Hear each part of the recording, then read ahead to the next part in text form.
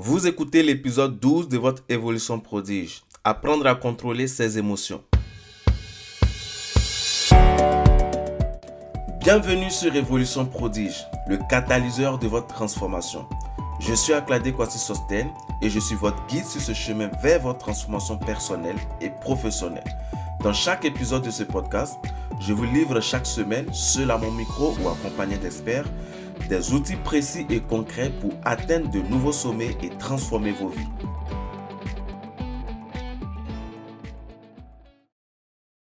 Est-ce que vous savez que réussir dans certains domaines de votre vie va souvent dépendre de votre capacité à contrôler vos émotions? Cela va dépendre souvent de votre capacité à gérer les émotions que vous recevez. Est-ce que vous avez cette information? Lorsque vous recevez une mauvaise nouvelle, par exemple, ou lorsque vous recevez quelque chose auquel vous ne vous y attendez pas, comment est-ce que vous gérez la chose? Comment est-ce que vous prenez le temps? Sinon, comment est-ce que vous recevez l'information? Et comment est-ce que vous êtes capable de gérer l'information, de gérer les émotions que vous recevez? Sachez déjà que les émotions font partie intégrante de notre vie. On ne pourra jamais s'en défaire et même ce sont des preuves, d'accord, que nous sommes en vie et que nous possédons une conscience.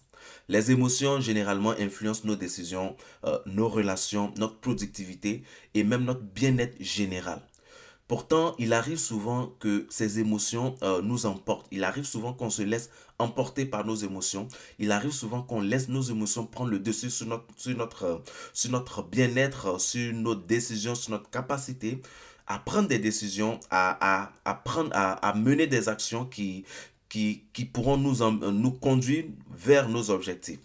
Alors, moi, j'étais dans ce cas, je me laissais facilement gagner par les émotions. Je me laissais facilement gagner par les informations que je recevais comme négatives et qui généraient des émotions, par exemple de tristesse, de découragement.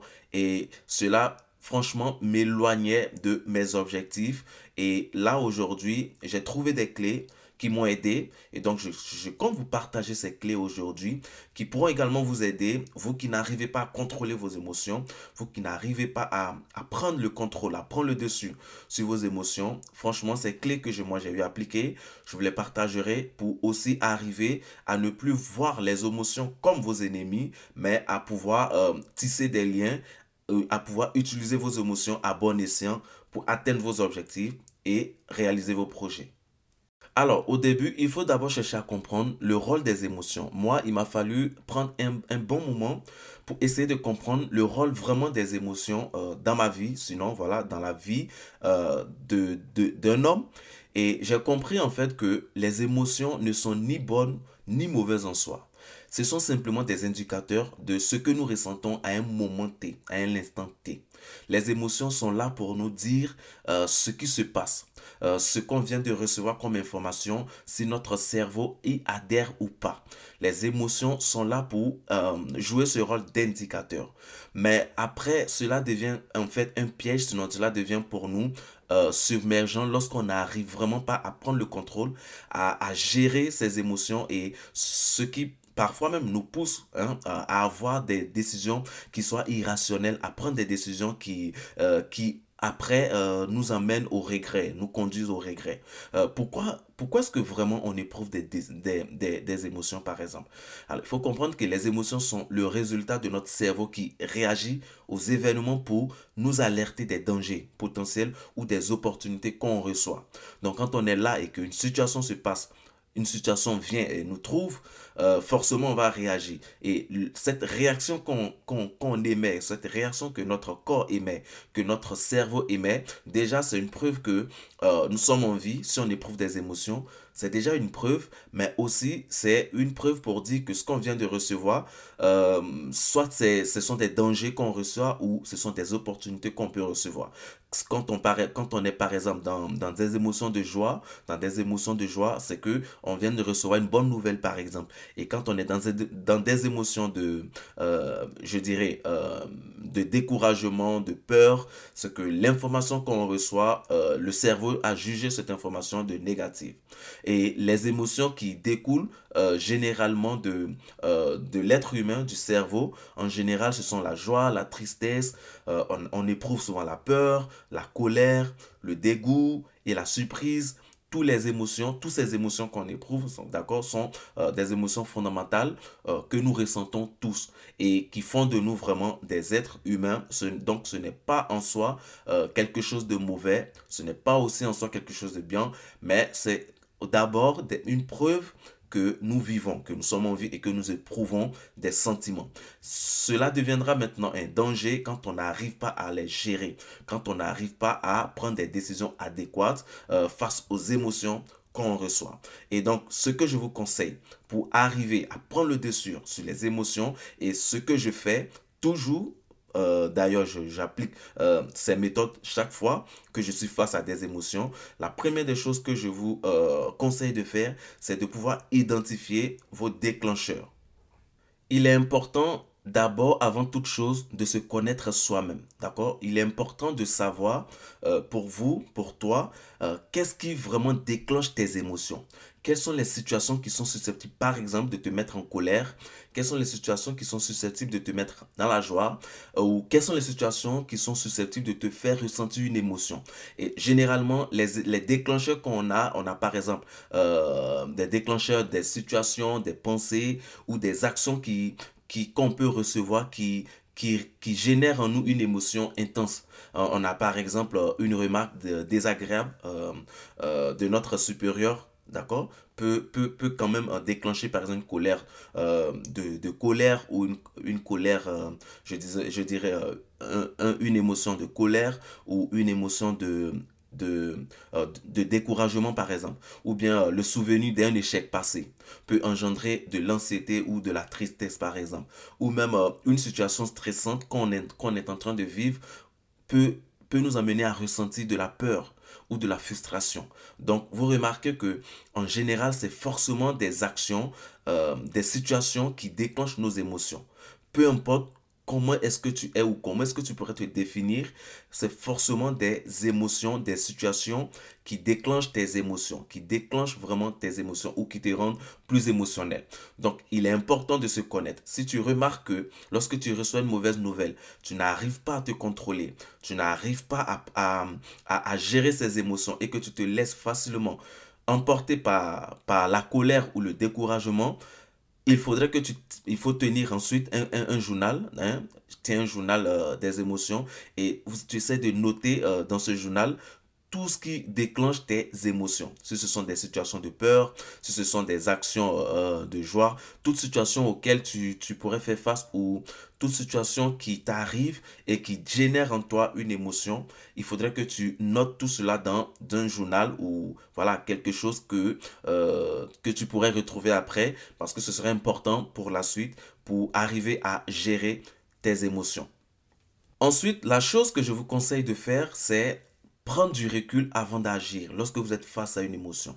Alors, quand une émotion intense surgit, lorsque vous percevez une information, une réaction qui est susceptible de générer en vous une émotion, qu'elle soit positive ou négative, mais surtout négative, c'est-à-dire des émotions de colère, de découragement par exemple, ne réagissez pas tout de suite. Ne décidez pas, ne prenez pas de décision à l'instant T. Travailler, alors c'est pas facile, c'est clair. Moi, franchement, c'est quelque chose que je travaille toujours. Mais ce n'est pas facile d'arriver à contrôler cet instant, je dirais de 5 secondes où tu reçois quelque chose qui n'est pas bien et qui génère une colère en toi tout de suite. Ce n'est pas franchement facile de se taire. Ce n'est pas forcément, franchement facile de gérer, de prendre le contrôle, de prendre le dessus de cette émotion de colère qu'on vient de recevoir. Et on essaie tout de suite d'exprimer notre mécontentement. On essaie tout de suite d'exprimer ce qu'on ressent et cela nous amène souvent à prendre des décisions ou à prendre des réactions, à avoir des actions qui soient irrationnelles ou qui pourraient nous conduire au regret après. Donc, je vous conseille avant de prendre une décision, prenez du recul. Et comment est-ce que cela se fait? Il y a une méthode qui existe, qui est la règle des 10 secondes, c'est-à-dire prenez 10 secondes pour respirer profondément avant de réagir à une situation qui vous provoque.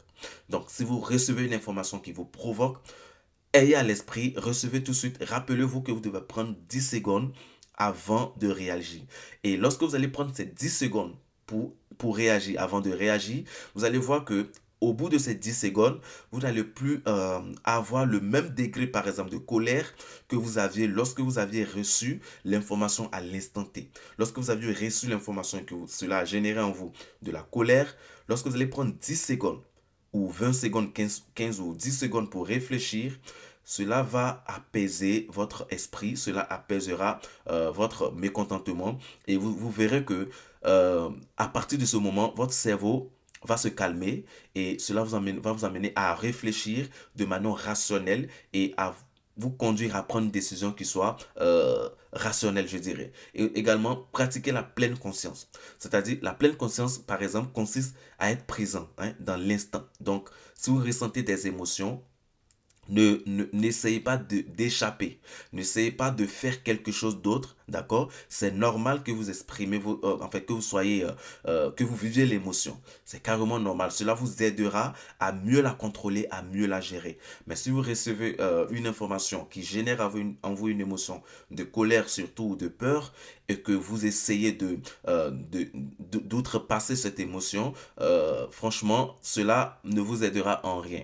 Donc, pratiquez la pleine conscience sans vous laisser emporter par les pensées ou les émotions. D'accord? Pratiquez vraiment la pleine conscience. Cela vous aidera énormément. Et l'exercice que moi je fais et que je vous conseille, c'est quand vous ressentez une émotion, par exemple qu'elle soit intense surtout, respirez profondément. Prenez un gros coup de respiration et observez votre corps et vos pensées. Et essayez de nommer l'émotion que vous ressentez, par exemple. Par exemple, je ressens de la colère, je me sens anxieux, je ressens de la peur, je ressens de la joie. Essayez de pratiquer ça, essayez de pratiquer cela. Petit à petit, vous verrez que vous arriverez à gérer vos émotions et lorsque vous recevrez une information qui ne vous plaît pas et qui générera un sentiment de colère, une émotion de colère, vous ne prendrez plus des décisions sur le coup de la colère, mais vous allez prendre cette décision à l'esprit posé, à l'esprit reposé. C'est important de prendre du recul avant de réagir face à toute situation pour arriver à prendre le dessus sur vos émotions. Ensuite, je vous conseille pour arriver également à gérer, à canaliser vos émotions, je vous conseille de tout le temps rediriger vos émotions vers des actions positives. Qu'est-ce que moi je fais lorsque je suis en colère ou lorsque je reçois une émotion qui ne me plaît pas, j'essaie tout le temps de la rediriger vers des actions qui soient positives. Déjà, il faut comprendre que contrôler vos émotions ne signifie pas en fait de les supprimer, mais plutôt de les rediriger vers des actions constructives. Donc, utilisez l'énergie émotionnelle que vous recevez. Par exemple, quand on est en colère, il y a certaines personnes, quand elles sont en colère, elles ont envie de tout casser. Elles ont envie de tout briser. Il y a certaines personnes, quand elles sont en colère, elles ont envie de faire quelque chose pour apaiser cette colère. Donc, quand on a des émotions de colère, quand on a des émotions, on ressent souvent le besoin de mener une action.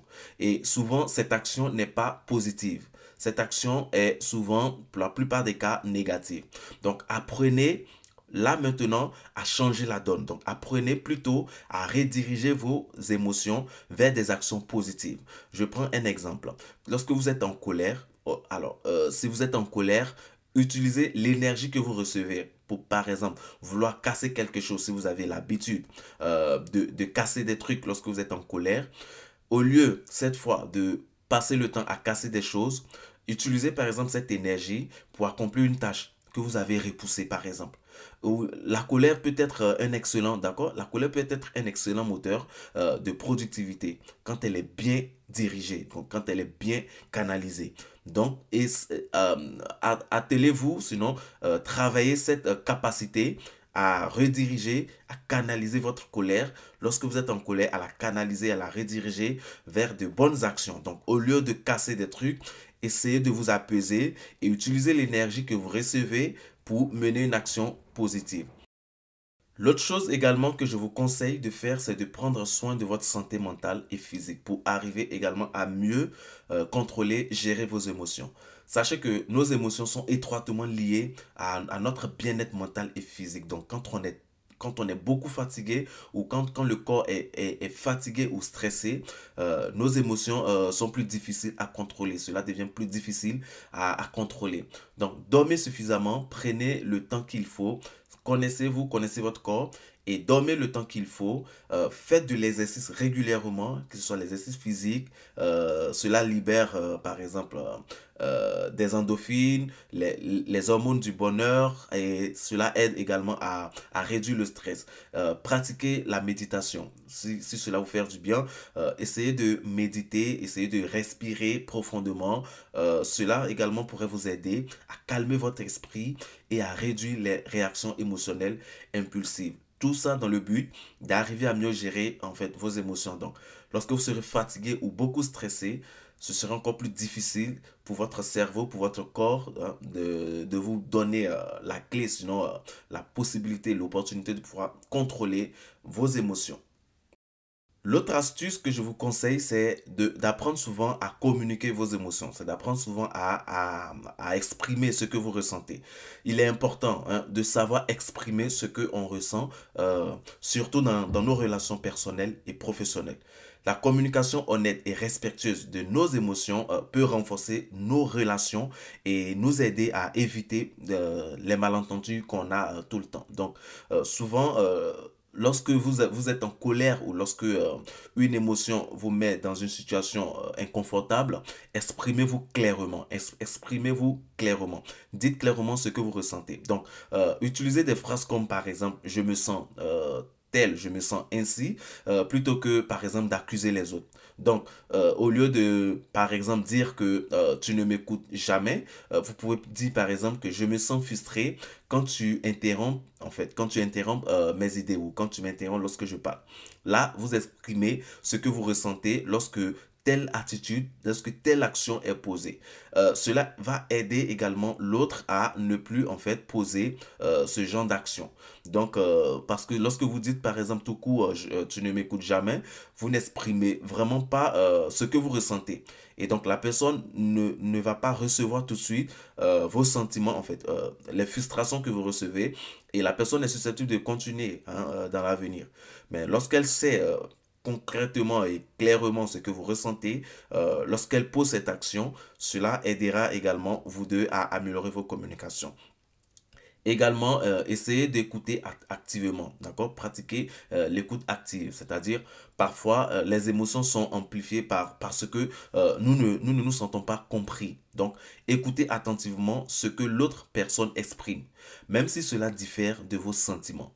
Écoutez surtout les autres, écoutez la vie des autres, écoutez la pensée des autres, même si cela n'est pas en accord avec ce qu'on exprime ou ce qu'on pense. Cela aidera également à éviter beaucoup de frustration, de colère et de trucs. Donc, voilà. Et soyez aussi, je dirais, vulnérable. Donc, ne cachez pas vos émotions, par peur d'être jugé. D'accord? La vulnérabilité est un signe de force, pas de faiblesse. Donc, quand vous exprimez, quand vous montrez que, voilà, je suis dans tel état à cause de ce que tu as fait, cela n'est pas en vrai une faiblesse. D'accord? Mais c'est en vrai une force en quelque sorte. Et donc, arrivez à faire de vos émotions vos alliés et pas vos ennemis. Donc, maîtriser vos émotions n'est pas vraiment une question de suppression, mais c'est plutôt une question d'acceptation et de gestion. Arriver à gérer vos émotions c'est quelque chose de très important pour arriver à prendre des décisions rationnelles dans des situations inconfortantes, arriver à prendre des décisions qu'on ne pourrait pas regretter dans l'avenir. C'est important d'arriver à gérer vos émotions. Vos émotions, sachez que vos émotions sont là pour vous guider et pour vous alerter lorsqu'une situation arrive. Donc, recevoir cette alerte est importante, mais la manière de la gérer est encore plus importante. Et cela va déterminer le futur de ce que vous allez faire, de ce qui va se passer dans cet instant, d'accord? Et donc, c'est important. Et prenez le contrôle sur vos émotions. Petit à petit, franchement, vous y arriverez. Ne soyez pas pressé. Pratiquez cela petit à petit et vous verrez que vous y arriverez. Et donc, je vous lance un défi. Après cet épisode, prenez le temps de vous observer la prochaine fois que vous sentez une émotion intense, d'accord? La prochaine fois qu'une émotion arrivera, prenez le temps de vous observer et respirer et nommer cette émotion, soit de la colère, de l'anxiété, du stress, de la joie. Essayez de nommer cette émotion et demandez-vous comment vous pouvez la transformer en une action positive. Je reçois une colère, par exemple, je suis en colère pour quelque chose, au lieu au lieu d'aller prendre des décisions, au lieu de poser des actions négatives, je me dis, ben ok, je suis en colère, je respire, je me pose et je vais utiliser cette énergie pour travailler sur un objectif. Donc, c'est ainsi, petit à petit, que vous commencerez à prendre le contrôle de votre vie émotionnelle et à diriger vos émotions comme bon vous semble.